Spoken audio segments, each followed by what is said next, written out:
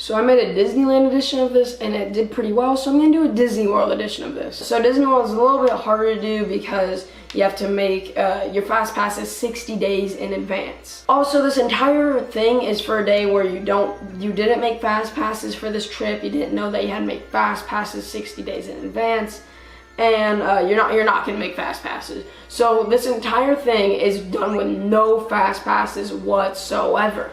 When I talk about getting the most out of your day, I mean how to get the most rides done and the best ride experience. In Disneyland it's easy because you can go from land to land, but in Disney World it's harder because you have to take buses, boats, monorails, or even very soon, the gondolas.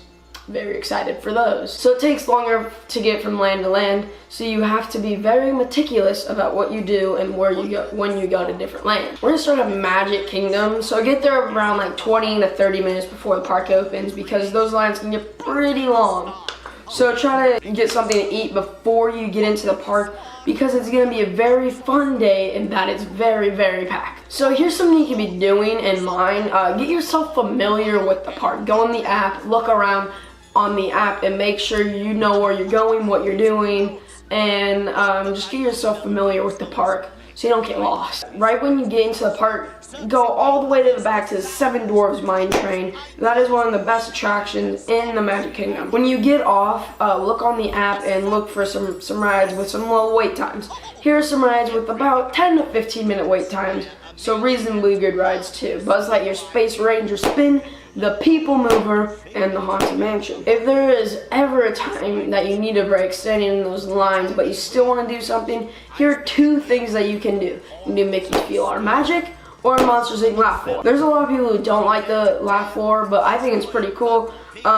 I know, and a lot of the jokes are very bad, but that's kind of what makes them funny. Sometimes the bigger rides do get low lines, like Space Mountain and Big Thunder Mountain get low lines, but I'm gonna warn you, if you've ever been to Disneyland, the Space Mountain at Disneyland is way better. So around 12 or 1, mobile order some food, and Disneyland mobile ordering can save quite a bit, a little bit of time.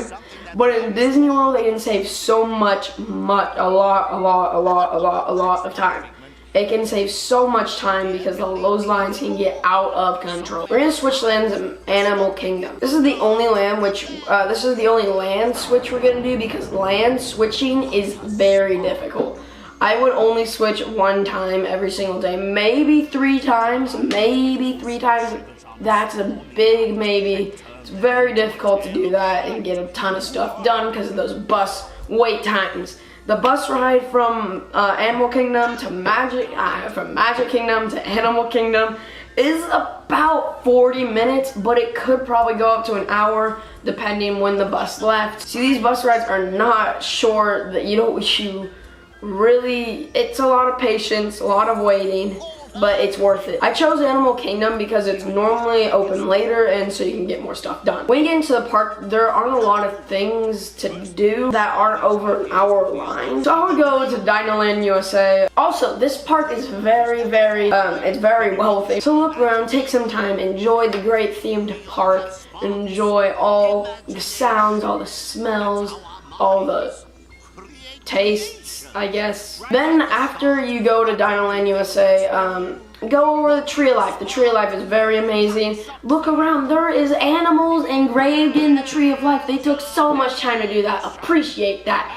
And just look at all the animals engraved in it, carved in it, whatever you'd like to call it. So over right next to the Tree of Life, since you're already over there, go and watch It's Tough to Be a Bug. That used to be in Disneyland, but it's gone. Gone forever. And now there's Marvel Land, so I mean that's a good switch. So after you do that, after you watch that show, you can go out and go around, look at the shops, look at everything, or you can maybe on Expedition Everest, maybe that line can get very long or very short. There's really no in between whatsoever. Then before the park closes, run over to Pandora Land, but don't run because the cast members will yell at you. I know that from experience. Once you're in line, they can't kick you out. So like go in line, like if the park closes at midnight, go in line at 11:59. They won't care. I wouldn't cut it that close, maybe 11:55-ish. Then the line that you're getting in is Avatar Flight of Passage. That line is I mean, that ride and the line is very, very, very good. It's literally Soarin', but 1,100 times better. It's so good. One of the best rides in any Disney park. Quote me on that. And then by the end of that, all the parks are basically closed, and you should go back to your hotel room and sleep in for the next day of adventure. That's the end of this video. Hopefully you enjoyed. Drop a like. Check me out on Anchor right there. I'm going to Disneyland for Star Wars Land very soon, so there'll be some vlogs up. There'll be a lot of Disney Star Wars Land. I mean, gosh dang it, I can't talk today. There'll be a lot of Star Wars Land content coming out very soon because that is opening. That's going to be the hot topic everywhere, and I literally mean everywhere. And I'll be coming out with some new Disney content very, very soon. See ya.